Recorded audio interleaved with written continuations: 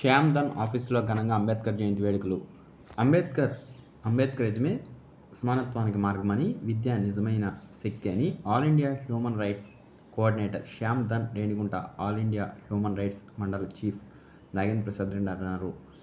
అంబేద్కర్ జయంతి వేడుకలు ఆఫీసులో ఘనంగా జరుపుకున్నారు. ఈ సందర్భంగా వారు మాట్లాడుతూ సామాజిక న్యాయం, సమాన హక్కులు ఇవన్నీ అంబేద్కర్ ఇచ్చిన మార్గదర్శకాలని అన్నారు. బడుగు బలహీన వర్గాలతో పాటు ఆర్థికంగా వెనుకబడిన ప్రతి ఒక్కరూ విద్యను ఆయుధంగా తీసుకుని ముందుకు రావాలని పిలుపునిచ్చారు. విద్యతోనే ఉన్నత శిఖరాలు అధిరోహించవచ్చునని యువతకు సూచించారు. ఆయన జీవితాన్ని ఆదర్శంగా తీసుకుని సమాజంలో మార్పు కృషి చేయాలని పిలుపునిచ్చారు. ఈ కార్యక్రమంలో secretary Shankar, joint secretary Mahesh, Murugesh, Balaji, Rajendra, Bhaskaran తదితరులు పాల్గొన్నారు.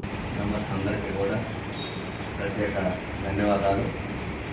ఈ సందర్భంగా డాక్టర్ బిఆర్ అంబేద్కర్ గారి జన్మదినం పురస్కరించుకొని ఇక్కడ కూడి ఆయన యొక్క పటానికి పూలమాల అర్పించి ఆయన జన్మదిన శుభాకాంక్షలు చెప్పే విధంగా మాకు అవకాశం ఇచ్చినందుకు ఆ దేవుడికి ప్రత్యేక వందనాలు తెలియపరుస్తున్నాను. ఎందుకంటే ఈ భూమి మీద పుట్టిన ప్రతి ఒక్క మానవుడికి కొన్ని హక్కులు కల్పించి ఆ హక్కుల ప్రకారంగా రాజ్యాంగాన్ని నడిపిస్తున్నారు. ఆ రోజు ఆ రాజ్యాంగాన్ని రాయకపోతే ఈరోజు మనకి హక్కులు విచ్ఛిన్నమైంది. అటువంటి రాజ్యాంగాన్ని మనకు అందించినటువంటి మనకు ఒక రకంగా చూస్తే ప్రతి ఒక్కరికి భారతదేశంలో పుట్టిన ప్రతి మానవుడికి కూడా ఒక దేవుడు లాంటి వాడు అంబేద్కర్ గారు. ఇప్పుడు ప్రస్తుతం జరుగుతున్నటువంటి ఈ కాలంలో ప్రతి రాజ్యాంగం కూడా దాన్నే అమలు పరుస్తున్నారు, కానీ వేరే దాన్ని ఎక్కడా కూడా అమల్లో లేదు.